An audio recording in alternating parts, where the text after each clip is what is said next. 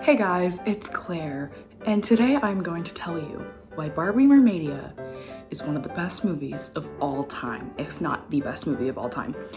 Okay, I know that sounds like a stretch, and as someone who studied film for 2 years, it would kind of be hypocritical to say that that's my favorite movie of all movies, because I like really obscure movies like Clockwork Orange, like Requiem for a Dream, Girl with a Dragon Tattoo.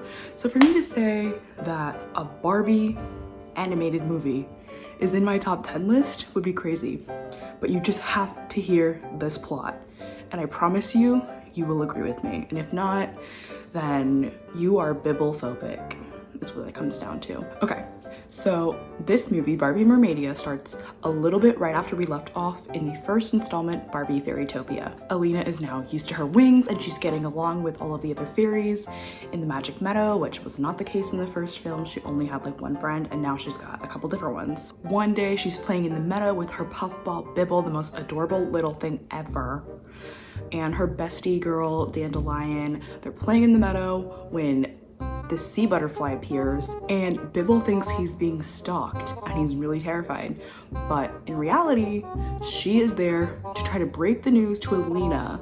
The news being that the merprince Nalu was kidnapped by fungi and are threatening to poison Mermadia in order to obtain this thing called the immunity berry.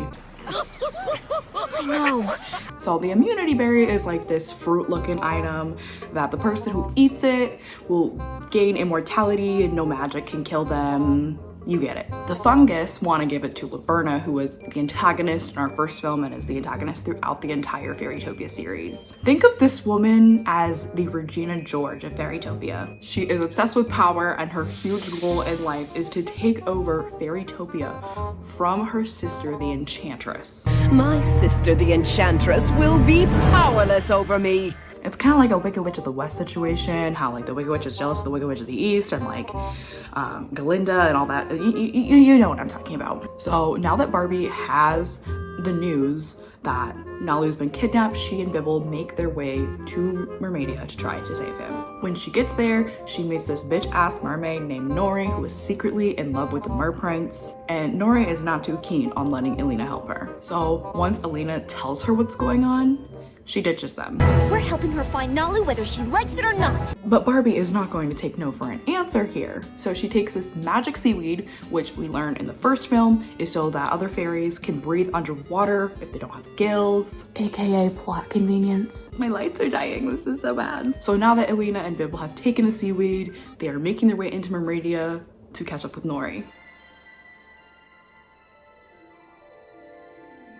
When they arrive, they learn that they have to be invited into the sea butterfly's house, and then if they're invited in, she'll answer a question, and then hopefully they can get the whereabouts of Nalu. The sea butterfly tells them that they need to find this oracle who's super intelligent, so Alina and Nori then make their way to this oracle named Delphine to try to see what's going on. Delphine tells them that they need to locate this magical clam that's hidden in the bottom of the ocean in this place called the Depths of Despair.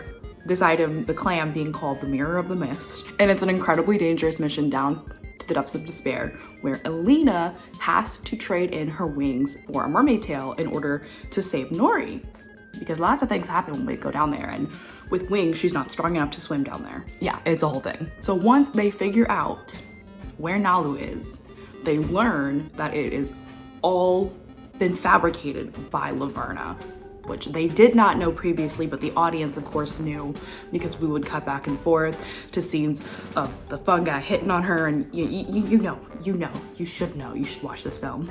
Might I take this opportunity to say how extremely fetching you look this morning?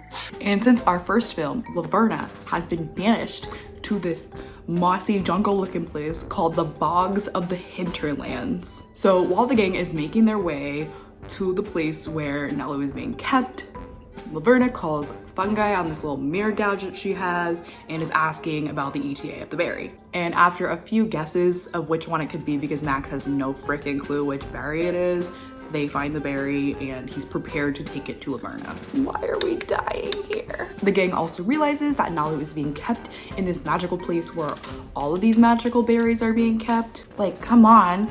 This is like the biggest drug cartel in all of Mermadia. Like, they could get rich off of this. They really need to capitalize here. Bibble eats a lot of these berries and his voice changes and it's like a whole adorable little thing.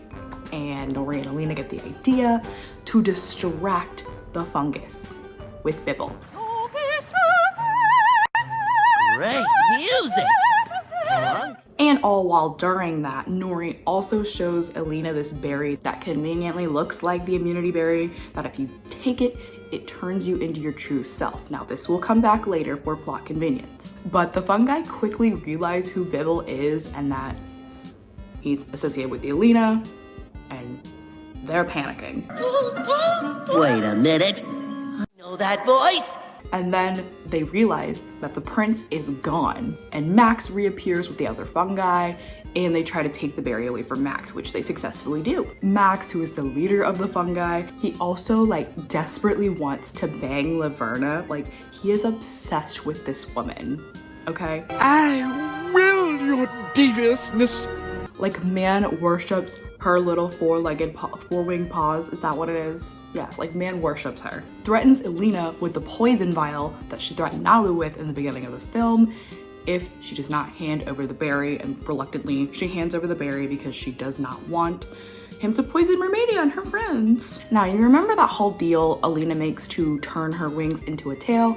Well, this is where that comes back. She has to be out of the water by the time a necklace turns a certain color, or she remains a mermaid forever, okay? And fungi trick her and throw the vial in the water anyways. And of course, she's not going to care about herself, she's gonna care about her friends, and she's gonna dive in and save the vial.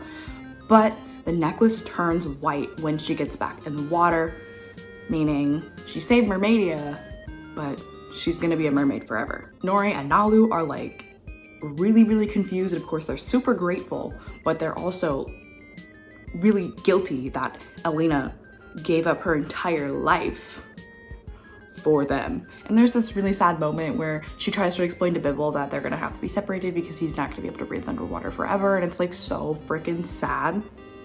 Like, I'll adopt you, Bibble. Please let me adopt you. But then Nori remembers the little convenient berry that looks like the immunity berry that turns you into your true self, and Alina takes it, and the day is saved, and her wings are even prettier than they were when the Enchantress gave them to her in the first movie. Cut to the bogs of the hinterlands. Max gives Laverna the berry, okay?